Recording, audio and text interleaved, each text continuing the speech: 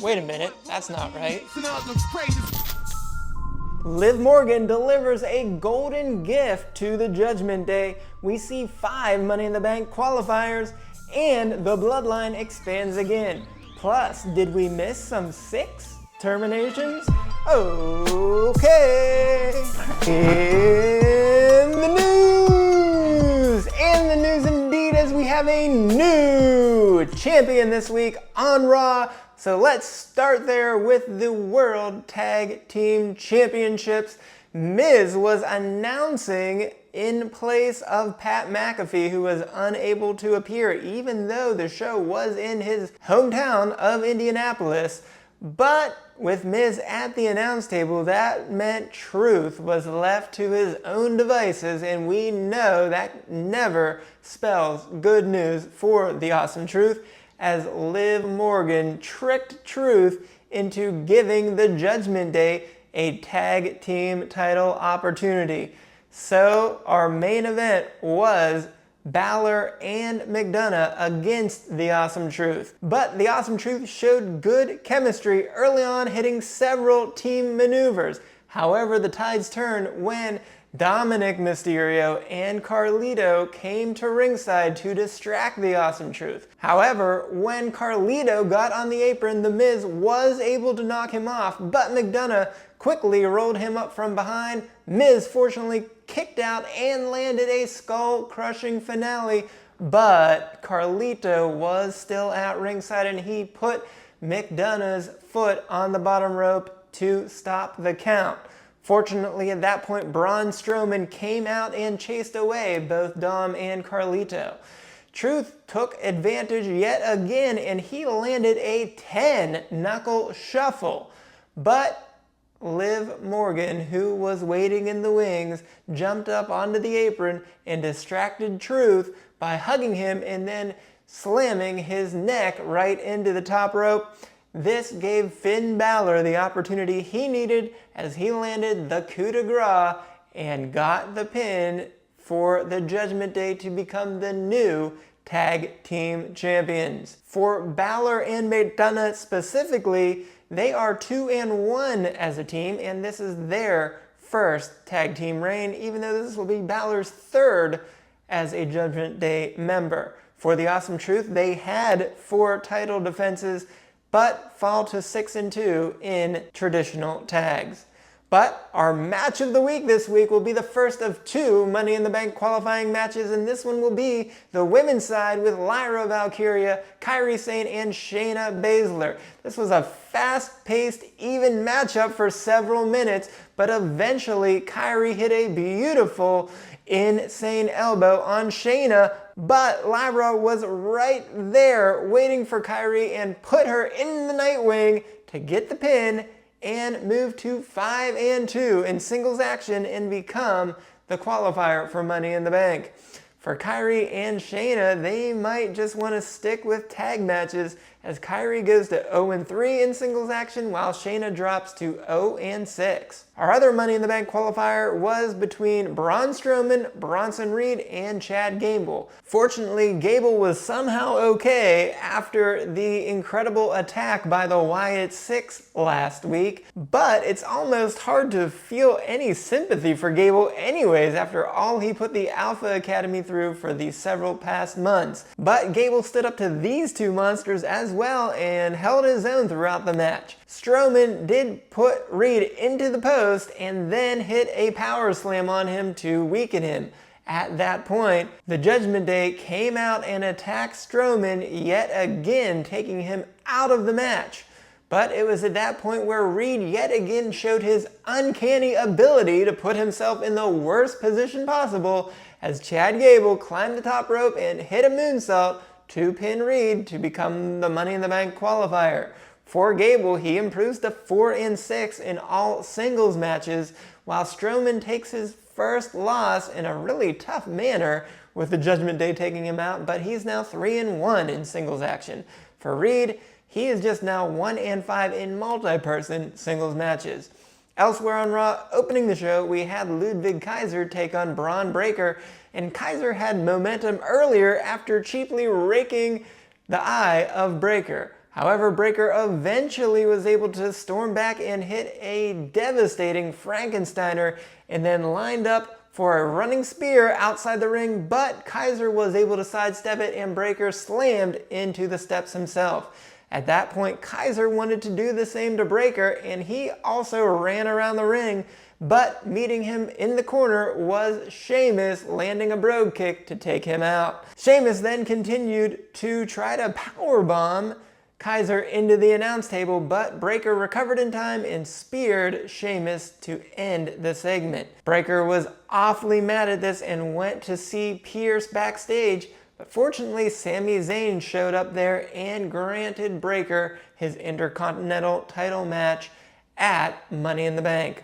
As for the match itself, Kaiser improves to 3-0-1 in one-on-one matches, while Breakker suffers a second straight really hard loss with a disqualification that he had nothing to do with, but he is still 7-2. Later in the show, we had Kofi Kingston take on Karrion Kross. Now, no one from the Final Testament went to the ring, nor did Xavier Woods accompany Kingston after Kross and Kingston's interaction last week. But shortly into the match, we saw the Final Testament appear on the Titantron and AOP took out Woods. This distraction cost Kingston as Kross hit the final prayer to get the win. For Kross, he surprisingly has not won a singles match since last July 28th. But admittedly, he hasn't had that many matches as he's only 1-1 in one-on-one matches this year. For Kingston, he also remains winless at 0-4-1 in singles matches. Lastly, we had our tag team champions, Fire and Dawn, face Carter and Chance in a non-title match. Well, Chance looked the best yet again with a great cross-body fling from Carter outside the ring and then landing the keg stand. However, later, Isla Dawn and Alba Fire were able to turn the tide and put Chance in a gory bomb Russian leg sweep tag team finishing move, which is somehow still not named even though they've been on the roster for over a year. But nonetheless, that move was enough to pin Chance to get Isla Dawn and Alba Fire the win. For Fire and Dawn, this was their first tag team win in a traditional tag match since their debut on May 19th, 2023, which again was against two people not employed by WWE. For Carter and Chance, unfortunately, after 1 week of a win last week, they fall to 3-6 in traditional tags. After the match, however, all three members of Damage Control picked the bones and attacked both members of both teams, taking out all four of them with Io landing an over the moonsault on both members of Fire and Dawn. And beyond the mat for Raw, we start with Drew McIntyre gloating about taking out CM Punk on SmackDown, which we'll talk about shortly. He then found Adam Pearce backstage and told him to put him in the Money in the Bank ladder match, but Pearce resisted. However, he eventually put him into a qualifying match for next week. We of course have to talk more about Liv and Dom, as this time Liv went to the ring and asked Dom to come out to thank her for giving them gifts at the top of the show, including chicken nuggets and 2K24. But before Dom could do that, Zelina came out and asked for a title shot against Liv, as she said Liv had not been paying any attention to the title. Dom, however, did eventually come out and said he did not like the gifts that Liv gave to them, but when Zelina turned her back, Liv eventually attacked her, causing Rey Mysterio to come out to save Zelina. But Dom did push Rey, and that will set up a match between the two of them for next week. In another strange scene with the Wyatt Six, we saw the lights go out right after Gable won the Triple Threat MITB qualifying match, and we saw Abby come into the ring, and Gable fell over in fear and scurried out of the ring.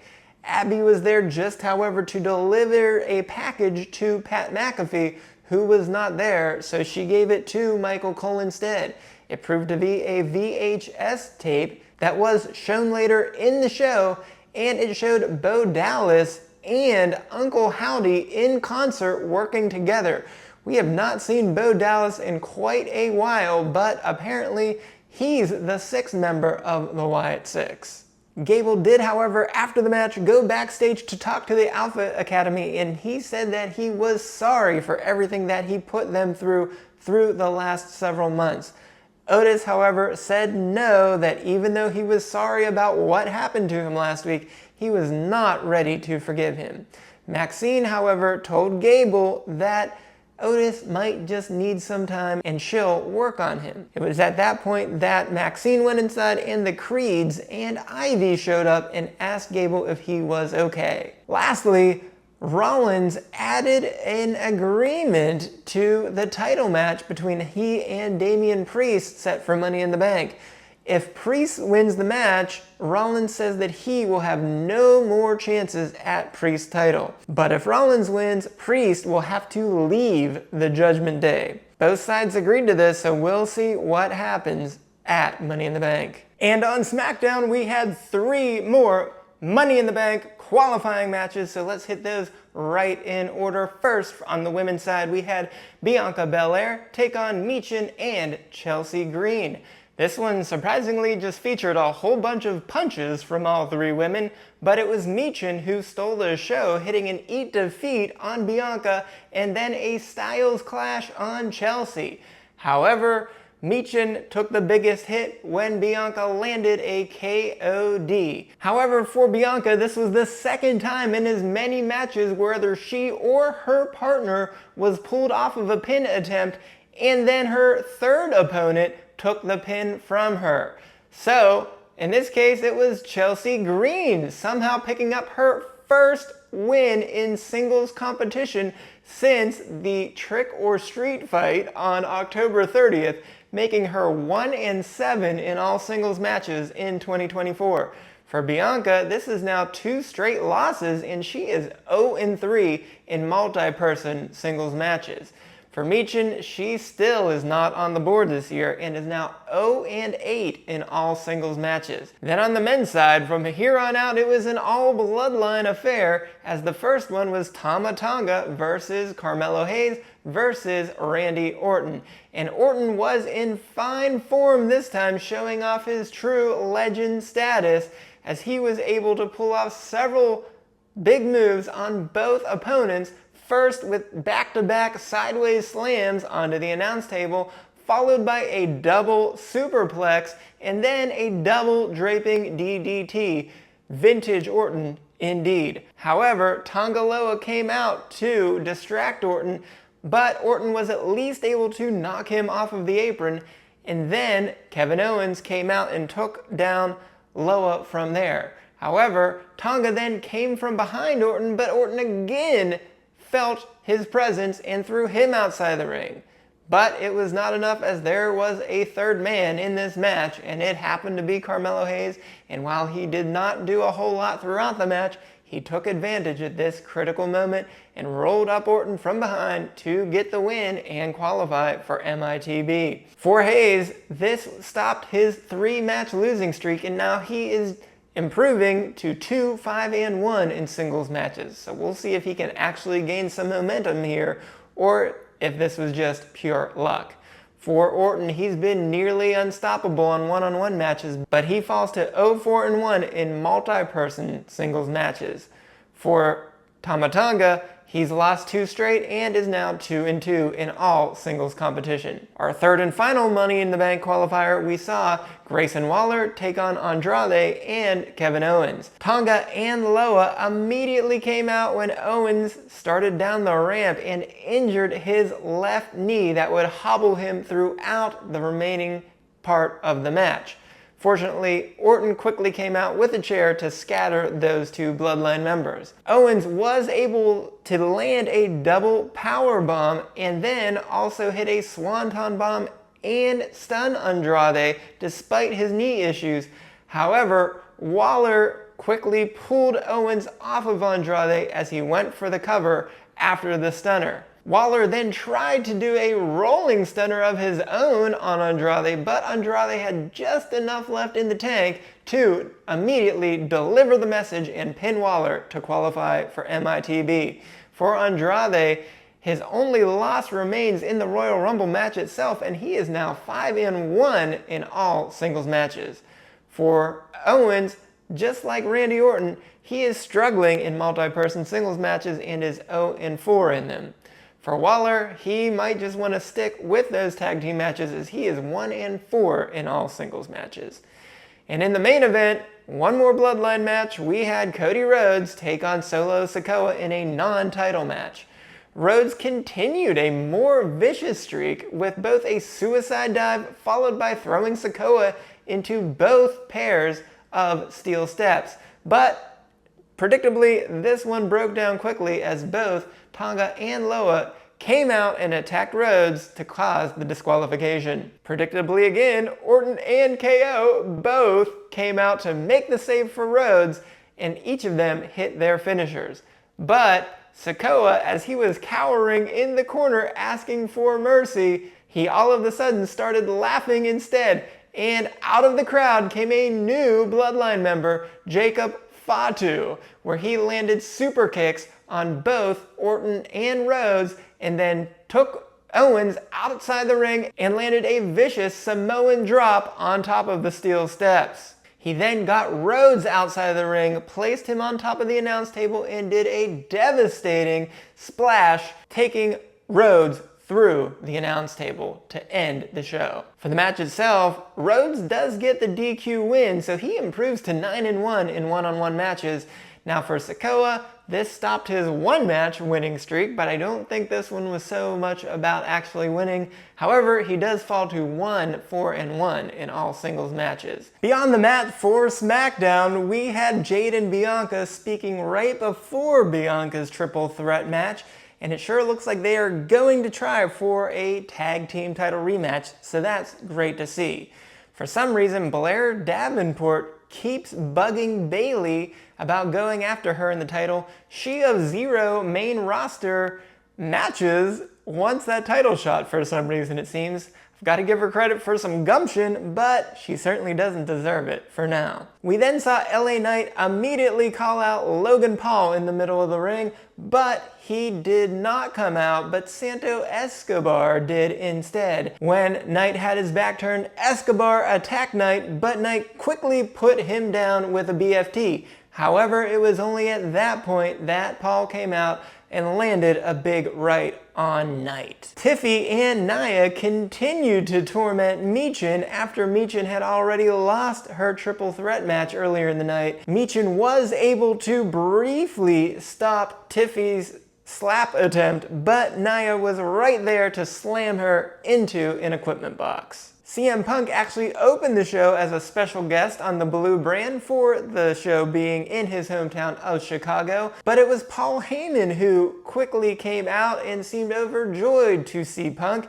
and eventually asked him to take him with him. However, the Bloodline came out and Heyman had warned Punk that they would make sure he never fought again if he didn't acknowledge them. Fortunately, right before they attacked, Cody Rhodes came out with 2 baseball bats to help Punk stay upright. But unfortunately, that didn't help Punk all night, as during a Grayson Waller interview, we heard a large slam of a big door as we saw Drew McIntyre, with the shortest quitting in WWE history, showed up just 3 days later after he quit on Raw and slammed Punk into that door, caused him to be all bloodied all over, took him all the way into the ring where he eventually had to be stretchered out. So we'll see if Punk is able to recover anytime soon to get back at Drew. But the big news of the week, right before the main event, Solo Sikoa told Paul Heyman that Roman Reigns would not be returning.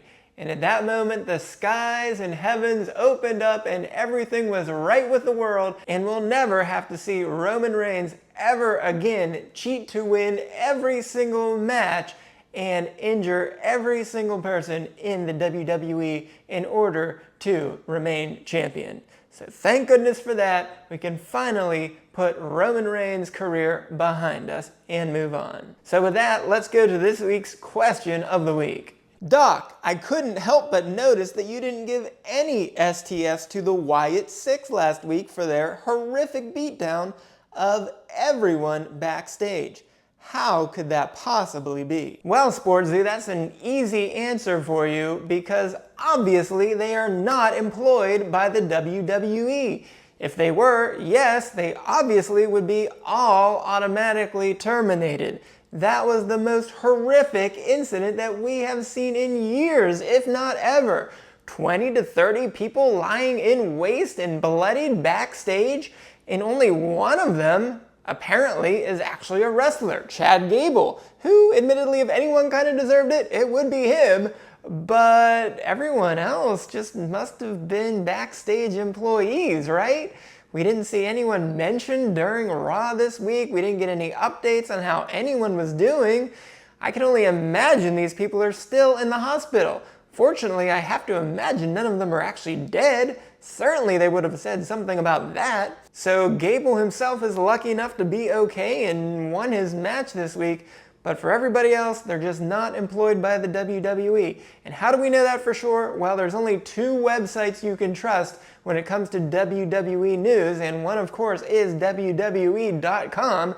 So I went there and looked in the Superstars section, and none of them are listed. No Uncle Howdy, no Firefly Funhouse members. Bo Dallas only shows up in the WWE alumni page. Of course, he was not a part of the massacre the week before, but obviously this week we saw the tape with him and Uncle Howdy, so they are obviously working in concert. But Dallas himself has not been employed for several years by the WWE. In fact, his last match was in a 9-team tag team turmoil match at Crown Jewel on Halloween of 2019, where he lost in just 1 minute and 29 seconds with his partner Curtis Axel of the B Team when they lost to Big E and Kofi Kingston, which that match was eventually won by Gallows and Anderson. Not that that matters too much at this point. However, we saw 2 weeks after that, he and Axel and Drew Gulak were all laid to waste by Braun Strowman when Gulak tried to get under Strowman's skin. Why the B Team wanted to help Gulak, I don't know. I don't remember, but that was the end of Bo Dallas in WWE. As for the rest of the members, Uncle Howdy, the last we saw him, he helped Bray Wyatt take out LA Knight after Wyatt's pitch black match at the Royal Rumble in 2023. And as for the other Firefly Funhouse members, we had only seen them one time in human form back in October of 2022, just out in the stands when Wyatt made his big return at Extreme Rules in October of 2022. So for that, they're not employees. We can't terminate people that aren't employees. So hopefully the security is able to do a better job than they did this week and keep out Abby as well as the other members of the Wyatt Sick6. And for that, let's go to What Were You Thinking? This week we ask Carmelo Hayes and Tama Tonga, what were you thinking near the beginning of your triple threat match against Randy Orton? Inside the ring, Orton had just attacked Hayes and thrown Tonga outside the ring. When Tonga came rushing at Orton, Orton was able to stop him and get him ready to do a side slam onto the announce table. And no, we don't have an announce table handy, so they were just going to use this regular table. But as he was about to do that, Hayes came up from behind and attacked him with both arms, causing Orton to be unable to complete the slam.